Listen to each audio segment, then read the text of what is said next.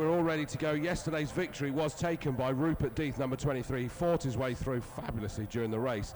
But the good thing about this championship is that the grid for this second race is based on their fastest laps in the race, which I think is a great way to do it. Now, we've got a car missing, I've just suddenly noticed. Kane Aston, who actually had issues yesterday, and I was really hopeful they'd get this sorted, but they've not been able to. So Kane Aston is not out there on this grid. That's a real shame. So the second row has only got Peter Baldwin, car number 50, on his own. But it looks like we are ready. The 5-second board has been given. Aaron Smith in number 21 on pole position.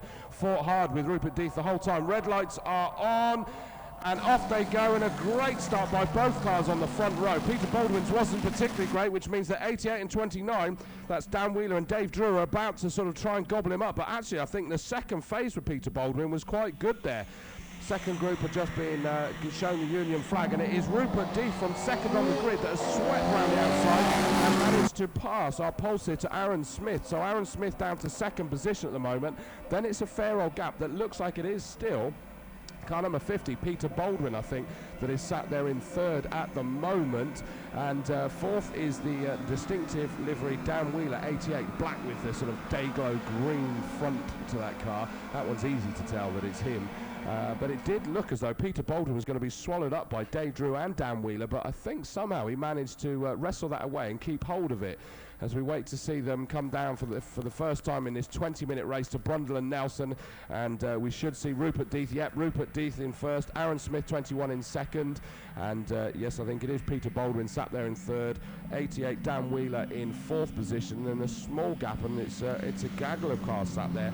And I believe it is 29 Dave Drew that's holding that one out. So around they come towards us. They'll be coming back into our sight. And look at this side by side for the lead, and it's changed. It looks like our pole sitter Aaron Smith, 21, wasn't happy, sat there in second. He suddenly managed to throw it round a lot faster. And I got a feeling, I remember him doing this yesterday, that he was absolutely monster in Coram, and then suddenly the advantage flips the other way in some of the other areas for Rupert Death. Well, you remember yesterday's race, of course, he started ninth and he was first going into Rich's on lap 2 because he got a mega run through that last section of the track. Right, yeah. And drove past everyone down the pit straight. Well, this time he's the one punching the hole in the air for Rupert Death to try and attack. Now, Rupert's got two choices here, the first of which is to race Aaron Smith right here, right now, and try and take the lead as soon as possible. The other is that they could potentially work together and try and build a gap on the rest of the field, then fight it out between themselves later. I have a feeling which way this one's going to go, but that is certainly an option for them. At the moment, they're certainly racing hard for it, and they're not escaping from the rest of the pack. It's not an option any of them have been taking so far, is it? A car that I've just noticed done an incredible job on that opening lap. Car number 85, Sam Summerhays, started 12th on the 6th row, and he's now sat there running in 5th position. So he's got ahead of the 29 car of Dave Drew that started in 5th, and his next target is 88, Dan Wheeler, sorry. That what a fantastic opening lap for him. So we wait to see them appear. There they are in Brundle and Nelson, and it's as you were for the front three. And in fact, it looks like Summerhays has got past Dan Wheeler and up into 4th from 12th on the grid. That is fantastic. He clearly had issues with that car yesterday, and equally clearly he managed to resolve it at the moment at least, and he's done a sterling job up there into what will be 4th position. His next target, of course, is the number 50 car of Peter Baldwin that started all alone on the 2nd row in the end, and already you can see he's closing in on that 3rd row. But he's spun it. Oh, two of them have. There was fluid down. Yeah, and that's quite an unusual place, although as you say, they're still kind of turning, aren't Another one off as well. There must be some fluid being laid down by somebody through corner. The leader's got through, okay, so that suggests it may not be one of those two. Let's have a look. Aaron Smith looks fine. Rupert Death looks fine as well. That is very strange. Then Dan Wheeler side by side now and then with Summerhays, having both recovered from moments up at Coram Corner. Wheeler on the inside line. Summerhays won't go around the outside. Then it's Tony LeMay is now 5th place with Dave Drew in 6th. I think Summerhays was already lining up a challenge on the exit of Rich's there, but the one that really lost out there was the number 50 car, Peter Baldwin. That I don't think he could get it moving again on the grass, which is so unfortunate. As they make their way around Wilson, it is still just about somehow Dan Wheeler, the black and day-glow green car that has managed to hold on to that third position and keeps Summerhays at bay in that 85 car. But that was a great run initially by Summerhays, and it looks like Summerhays has done it down the Bentley straight. You could see just about see the colour of the roof as they make their way down to Brundle and Nelson. There go the lead two, as you were. And appearing into our sight this time, it's going to be Summerhays. He's up into third position. You saw that he was challenging to get further up, and then he was one of the ones that did the beautiful pirouette as he was going in towards Rich's. And just very odd. And it'll be interesting to see how they're going to behave when they come around to this part of the circuit now.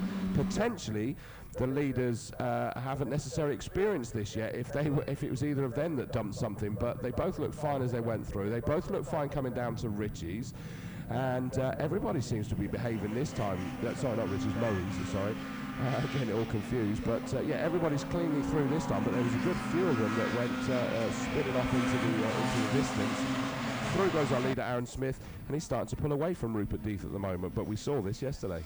I've got a theory for you, Chris. Now remember, Mini Migley has run, or have the option to run, on slick tyres. I wonder if there's a wet patch of tarmac up towards Coram Corner that just caught people out on that first full flying lap on slick tyres, because there's no doubt slick tyres will work around the rest of the track, but if there's one wet patch on the racing line, it may have just caught them out slightly. Who knows? We may find out at the end of the race. But on a challenging part as well, where you were saying yesterday about how the fact that you're actually braking and turning, which of course is against the rules officially. If you're in with driver training, it's don't do that, but you don't have a choice down there.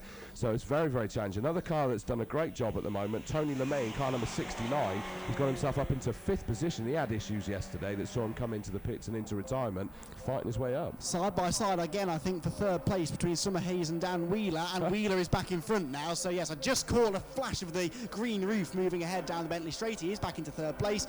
The more those two squabble, the more the top two are escaping. So the top two, they're not exactly working together, but they are escaping for the rest of the field. So Rupert Death set the fastest lap last time around in second place, 1 minute 31.3.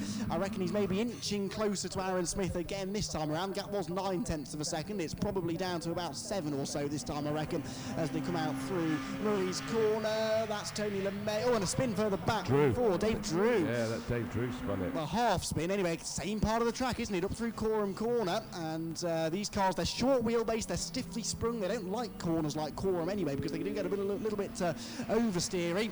Side by side, once more for third. And wow, that was a slipstream and a half, wasn't it? From Sam Summerhays, drove straight past Dan Wheeler. Yeah, it's all happening now. We've got another side-by-side, the recovering Drew that's there with the Alfie Brown number 81, the black and the luminous pink sort of flashes across it as well. So it's all happening throughout this. It's very much Noah's Ark 2 by 2 by 2 by 2 by 2, I think, is how we kind of got there. So it's all happening. We got side-by-side, and I think that was the number 69 car of Tony LeMay. I'm not sure whether he was, I think he was defending from the 92 car of Jason Porter, who's also doing a great job up there, getting involved. And Summerhays is now pulling away from Wheeler. So he not only did he get the great slipstream down the straight, he's actually managed to make that count and start pulling away again. Yeah, absolutely. Worth mentioning, by the way, in the Libra class, only 2 cars entered in in today's race for the Libras. I'll talk about that in a moment, because Sam Summerhays ran wide coming out of Nelson, and Dan Wheeler surely has gone back through. Yes, he has. So all going on up towards that part of the circuit, isn't it? As the leaders make their way back towards us, they are pretty much nose to tail. So just before that kicks off, in the Libra class, 126, Peter Hills is leading the way by only 0.3 of a second over Peter Cruz, who was yesterday's winner. So keep an eye on those two. Cars 126 and 177, they are battling for a class victory further down the order. Battling for the overall race victory, though, are Aaron Smith and Rupert Death, and this is as close as Death has been for a long, long time. Only 0.2 of a second back. He's just done his third successive fastest lap of the race, 1:29.638. Now, if we compare that to yesterday's race, the fastest lap in that one set by Aaron Smith was 1:24.5, so we're still about 5 seconds away from a full dry time. That tells me that, yes, they're on slicks, and yes, they're struggling a little bit still for grip and traction out there. Down towards Wilson they go. The leaders onto the Bentley straight. Chris could not be closer. Yeah, and it's no wonder they're on slicks. You can even just look on the straight here, and the lighter, drier tarmac is showing quite clearly. And it's taken quite a while to actually dry up this time, hasn't it? Yesterday it seemed to dry quite quickly. Turn the microphone on. That helps. Rupert Death, I think, was sizing up Aaron Smith for a move there, Chris, down towards Brundle. He's not quite managed to do it as they turn left. Brundle, right for Nelson. It is still Aaron Smith that is in the lead, and number 20 car, black, pink and white mix of colours across his car. He's still sat there just about holding on to the lead as they make their way through the bomb hole and in towards Coram. In third position, we've still got the black and luminous green 88 of Dan Wheeler. There's got a little bit of daylight at the moment between himself and Summerhays after Summerhays ran wide on the last lap as he exited Nelson. But don't expect that gap to stay like that for very long. And in fact, it looks like the two behind maybe just started to reel them in ever so slightly. And that is the orange car of Tony LeMay, number 69, with Jason Porter, 92, just behind him. Through go the leaders, and in fact, Aaron Smith managed to pull away ever so slightly from Rupert Death this time. New personal best from Smith that was 2/10 quicker than Rupert Death this time. But side by side for that third position, Summerhays has managed to reel in that gap I was talking about. I don't know whether that means that Wheeler actually got a slightly bum run through sorry, what? Sam Summerhays set the fastest lap, which is why he's probably caught up to Dan Wheeler, 129.5. Yes, that's the one. So Summerhays got fastest lap. Apologies, I thought he pointed to like a safety car or something, then I was miles away. Entirely believable, in fairness. Every time he points somewhere, there's usually something going on. But yes, the fastest lap for Sam Summerhays, so no wonder he's going quite quickly. Yeah, it was a great move. It's ironic that I'd just been saying about the fact that there was the gap there between those two, and that the fifth and sixth cars of LeMay and Porter were closing in on them. But suddenly Summerhays got a great run onto the start-finish straight, got the job done as he was crossing the line. I mean, it said they were separated by 0.057. And no sooner had they crossed the line than they'd switched those positions. But the leaders are now making their way round Coram for what will be the 7th time in this 20-minute race. 9.5 minutes remaining, so we're past the halfway distance, and that looks as though our second place, Rupert Death, just had to check out a little bit there as he went through Coram. Big gap back before we then get to Sam Summerhays and Dan Wheeler, that have now managed to pull away again from the two behind them, that is still being led by Tony LeMay from Jason Porter. And it just really has let the front two just escape into the distance, hasn't it? It has. Aaron Smith, I noticed, has a bit of flapping bodywork. The right rear wheel arch, easy for me to say, is flapping away in the wind. That won't be helping the aerodynamics in a straight line, but he's certainly managing to hold on to the race lead for the time being. Another fastest lap of the race, though, for Sam Summerhays, 1:28.4. So track conditions definitely starting to come to the drivers now. He's still 8.7 seconds behind the leading two. He's not likely to catch them in the remaining 8 3/4 minutes or so, but he is now lapping quite a bit quicker than anybody else is out on the track is Sam. He, of course, was third at the line, but I think that's Dan Wheeler back in front now as they go out onto the Bentley straight. It is. So I'm not quite sure how that happened. Look at the run from Summerhays as they head down towards Brundle and Nelson. I think he's going to be on the inside by the time he gets to Brundle, and he's going to have it done again. We wait to see them appear, and he has, and he's done it very comfortably, but he's now thrown it. He's gone to turn left round Brundle, and the car carried on turning left, even though he should have been turning right, and he's spun to exit stage left. He's kept it out of the barriers, but he's lost a handful of positions there, and he's got all the work to do again. That's such a shame. I was surprised by not only had he made the move on Dan Wheeler, but how far ahead he was, and we saw the reason why, is he just took way too much speed into Brundle and just spun that car round towards the left-hand side, which is such a shame. He's got to do it all again. Leaders through for the 8th time, and it is, I see what you mean about the bodywork. Rupert Death now just suddenly thrown it towards the inside as they head toward Riches. Aaron Smith is going to chop his nose off, slam that door close. That was close, wasn't it? Aaron Smith was not letting Rupert Death through, and look at the momentum it cost Rupert on the exit of the corner as well. The gap has shot back out between them. Dan Wheeler third, Porter is now fourth though, so Porter's going to have ahead of Tony LeMay, so 92 and 69 have swapped over. Dave Drew is sixth, then it's Brown. Summerhays is eighth after his moment, and you're absolutely right, he carried so much speed into Brundle, he just could not get the car stopped, and even on the slightly grainy CCTV footage we've got, you could see the car bouncing its way through the corner. It was so unsettled, and unfortunately he just lost control of the car. So Sam, with 7 minutes to go, I mean, he's 2 seconds behind anybody else, so even a top 5 I think now is going to be a little ambitious really. He is going to have to hope that he can just pick up as many places as possibly he can. Of course, the Miglias and the Sevens, they only have the 2 races over the course of the weekend, so this is it for them. Peter Cruz comes through. He's got the lead of the Libra class, but he's got a bit of bodywork now loose on the nose of his car, so quite how he got the class lead away, we'll leave you to draw your own conclusions. And I have to say is that, as you were saying about how he was bouncing around that corner, you did the impression he nearly bounced me out of the commentary box up here. But here come our leaders to come down towards us for the 9th time. It's just over 6 minutes remaining. It is still number 21, Aaron Smith, that is in the lead, but only just. Rupert Death again gets a great run onto the centre straight, heading down towards Riches. I think he's deliberately made sure he's not going to make the move this time, because he's trying to carry that momentum all the way up the straight towards Wilson.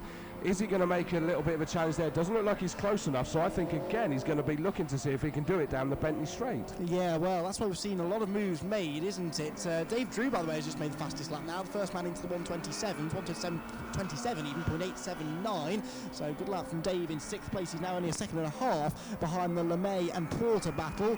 As Sam Summerhays has lost another place. Yes, you're quite right. The number 50 car, that is the recovering Peter Baldwin, of course, who has clawed his way into 8th place. Yes, absolutely. It is, as we look now to see whether we've had any change for the lead. No, not yet. So he's not managed to carry the momentum through there. It kind of looked quite deliberate, didn't it, as he went down towards Riches, that he decided against making the challenge, but he hasn't been able to make it count this time round. But is he just going to try and get himself closer and closer? Here come the lead two then into Coram, and again Rupert Death's got a great run. Is he going to try anything here? Surely not. He's going to try and make sure that he carries this momentum through Murray's onto centre straight. He's managed to do that, and they've got a back marker ahead of them. Now, are they going to encounter that back marker by the time they get to Riches? We're not sure, but Rupert Death in the number 23 again has got a great run onto the start-finish straight, and he's dragging up the inside. This time he's doing it, and I think he's going to have this done before they get anywhere near the corner, and he chops back towards the outside. Done. Signed, sealed, delivered. Rupert Death gets up into the lead. You could see over the last few laps that move developing, couldn't you? The first time he tried it, he was a bit too late up the inside, didn't quite work. The second time he decided not to bother at all, and then that time around he timed it to perfection. Now Dave Drew, who just flashed past in the middle now, he's caught up to the Porter and LeMay squabble. LeMay's got past Porter there. He has, yes, and Dave Drew tried to follow him through, but it didn't quite work. So those three now absolutely together, fighting over 4th place, with the orange car of Tony LeMay back into the 4th position now. Leaders are onto the back straight. The back marker is still ahead of them, I think. We're waiting for them to appear down at Brundle and Nelson. It's Dan Wheeler still in the 3rd position. In fact, they're already at Brundle and Nelson. They're so far ahead of Dan Wheeler. They're 14 seconds clear of Dan in 3rd place, so they've got past that back marker, in fact, and are already heading on their way up towards the bomb hole. The gap suddenly has just extended pretty dramatically between Rupert Death and Aaron Smith. So Rupert, having got through, is proving here that he's got the pace to pull away.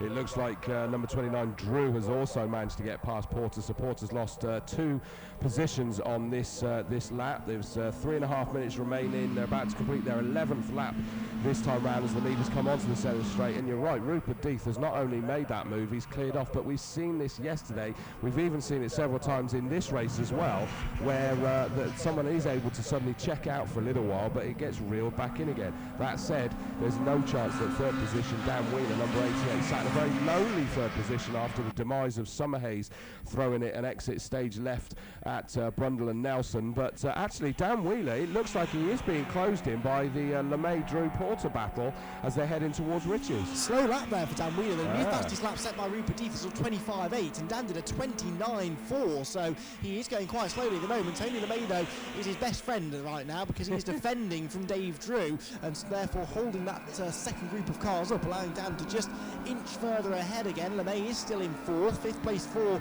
Dave Drew, but he was slow out of Chapman that time. And yes, drawing up alongside him now is the number 92 machine of Porter, Jason Porter that is, down the back straight. And I think, has Jason gone through? Well, they look like one mini, but they were absolutely together as they made their way down towards Brundle and Nelson, who is going to appear there first. There is Wheeler, there's a back marker, there's Tony LeMay, and it is still going to be Jason Porter in front, but he encounters the back marker at the worst possible point. Had to go round the outside of it. That got very close for comfort. Wowzers. I think I felt just as sorry for the back marker there, to be honest with you, because of course they can't just suddenly disappear, and I think that was keep my eyes closed and please let them just disappear around me. Leaders come through with 1 minute 55 to go, so we should be seeing 2 more laps yet, which is good to see. And a new fastest lap for Aaron Smith in 2nd position with 1:25.404, so 4/10 quicker than Rupert Death. Hence that lead has sort of reduced a fair old bit. It's still just over a half a second.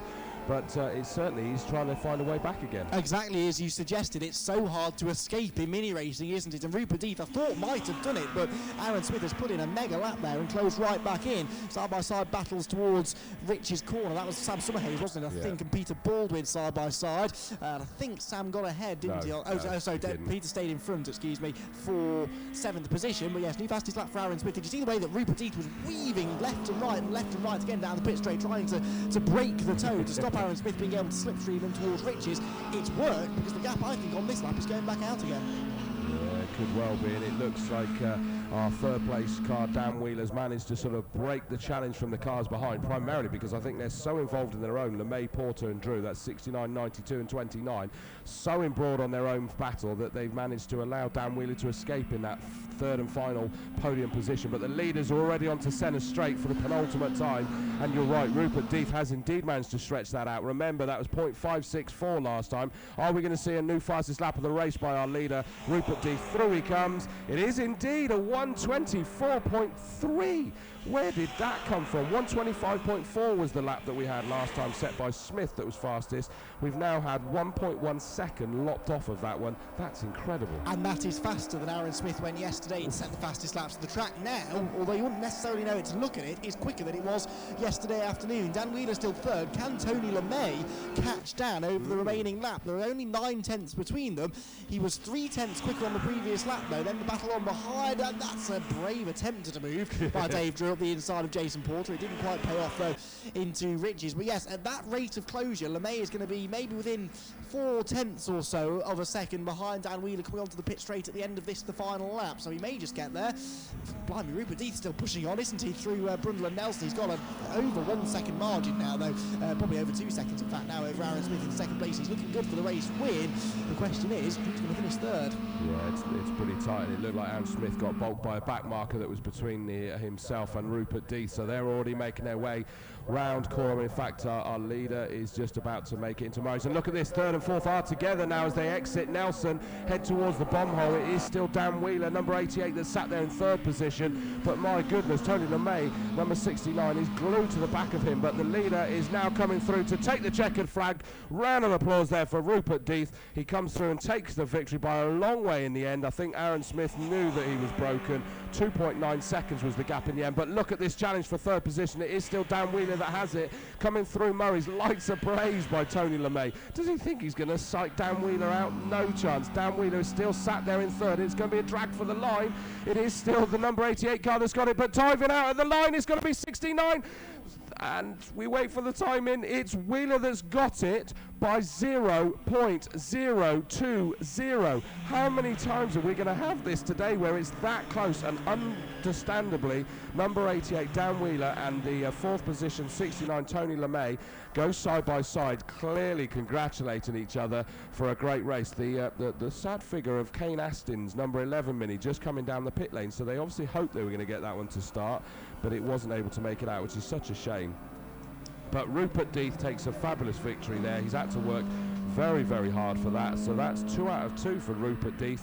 Aaron Smith, 2 second places, taking that second, and Dan Wheeler taking the 2 third places. It doesn't tell the story. If you look at it and see when a race finishes the same both races, potentially even the same as in qualifying, if you just saw that in text, you would assume that it was a boring race already pre-written. Not a chance. It was so exciting. So well done, Rupert Deeth, Aaron Smith, Dan Wheeler, Tony LeMay. Then it was 92 Jason Porter in 5th position, Dave Drew, the number 29 car, in 6th, 7th Peter Baldwin, number 50. Class, after a hardcore tussle early on in the going, and ended up just about hanging on.